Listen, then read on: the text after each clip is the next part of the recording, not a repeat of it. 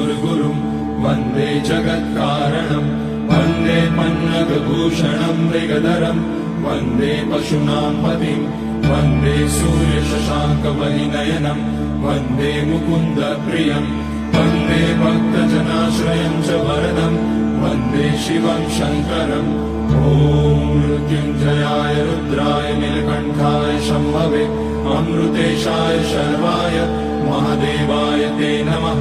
नमस्तेऽस्तु भगवन् विश्वेश्वराय महादेवाय त्र्यम्बकाय त्रिपुरान्तकाय त्रिकाग्निकालाय कालाग्निरुद्राय नीलकण्ठाय मृत्युञ्जयाय सर्वेश्वराय सदाशिवाय श्रीमान् महादेवाय नमः।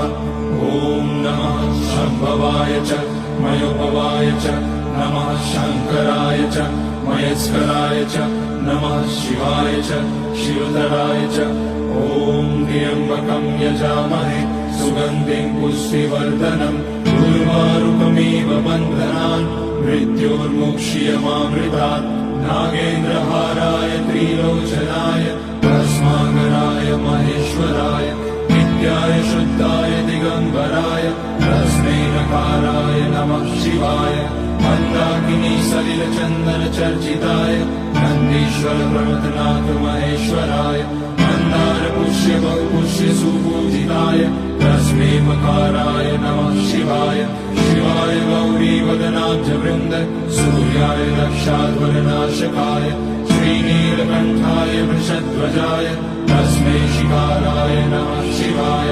वसिष्ठकुम्भोद्भगौतमाय मुनीन्द्रदेवार्चितशेखराय चन्द्रार्कवैश्वानरलोचनाय तस्मै वकाराय नमः शिवाय यज्ञस्वरूपाय जटाधराय पिनाकहस्ताय सनातनाय दिव्याय देवाय दिगम्बराय तस्मै यकाराय नमः शिवाय पञ्चाक्षरमिदं पुण्यं यः पठेत् शिवसन्निधौ शिवलोकमवाप्नोति शिवेन सह मोदते।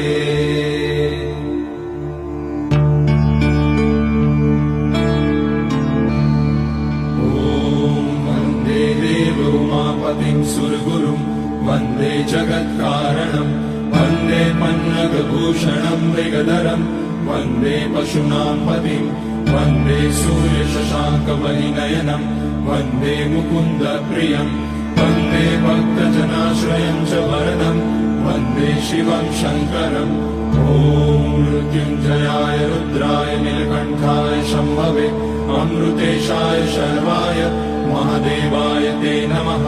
नमस्ते।